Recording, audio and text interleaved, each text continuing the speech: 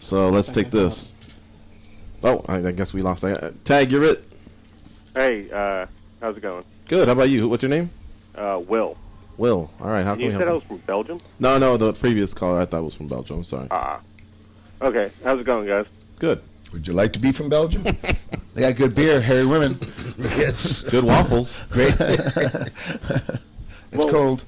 I would like to say that I'm really glad to be talking to the two guys who actually brought me in, like Frank brought me into the world of MMA, and Piper, you have more involvement with my life more than anything, because I was watching old wrestling tapes with a buddy of mine, and the weirdest match to actually ever bring someone in to the world of professional wrestling was the Hollywood back alley brawl match with you and Goldust. I broke my hand on his head. Just this knuckle, smashed his knuckle. Yeah, that was it was a very close. How do you say that? We did it in the back lot of Disney, the first part of it, and there was no crowd, there was no nothing, and we just got into it. Of course, Vince McMahon loving me so much, he gave me a baseball bat. He gave Goldust a Cadillac. So here's where it turns sideways, always, and I don't know why, but finally towards the end of it, Goldust gets in his Cadillac and he puts it to the floor and he's coming straight for me. And what his intentions were he was going to go around the corner. He wanted it to fishtail, and he was off to whatever it was, the pond. I can't remember where it was. And so I see him in the car, and I see him coming after, hitting it, and he's coming after me, and I'm supposed to get out of the way. I think any normal human being would, and I'm looking at him, and I'm thinking, geez, if I get my feet under that car or my shins, but wait a sec. If I slap the hood of the car, that's what I'm thinking as he's coming. Now, his eyes are getting bigger and bigger and bigger, like, when's he going to move? And I didn't. I just slapped the hood, and that got me up on the car. And then away I went, and one of the dirt sheets says, he's 99% sure it was a stunt man. Yeah, that's the story of your life, 99% wrong.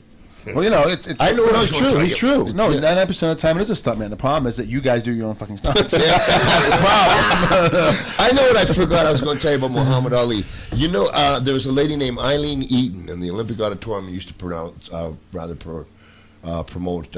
boxing. And Mike LaBelle and Jean LaBelle, that's their mother. And they're the ones that took Muhammad Ali and started him, and Freddie Blassie went on Johnny Carson's show with Muhammad Ali, and then of course he was a natural. I tell you how great a man Muhammad Ali is. I was on the same card when he boxed Antonio Inoki, and they were doing a press conference in the Olympic Auditorium in Los Angeles, and so I was like 18, and I had my best three-piece corduroy green suit on, the only one I had, and I'm sitting down. And I'm watching them in the ring. I've done my interview. It was they just bring up the Cadillac. Well, I'll be darned. Now watch. Okay, we're looking at the Cadillac. Yeah, come on. There's a YouTube video that is pulled off of our combat chat. And this is Ronnie yelling. He's in his nice, fine, high, super tight jeans, which is his thigh. He's got boots up to his thighs. It's kind of weird. Going fishing. What, did you really think that water was going to help? Well, no, that's the beginning. Yeah, I'll show you where I broke my hand. Here, it's like when the Lakers win a championship. Yeah, I'm an old street kid, man. I can use a baseball bat. That was the weirdest character ever, Goldust. Yeah, it makes sense to me. Yeah, and being Dusty Rhodes' kid, from Texas, I don't think he had a lot of fans there.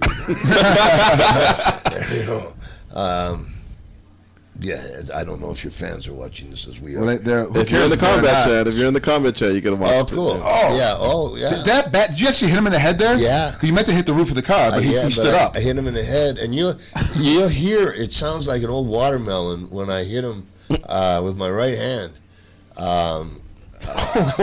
Hey, that's not fair. You ruined the craft services table. No. That's not right. I've got a great story with that, but I'll tell you that. Roddy, as that's happening, has someone else ever told you, like, hey, ease up, man, you got me with the bat? Is there any chatter? There's no dialogue going on? No, because you can see there's no fans. These were just all the office people from Disney.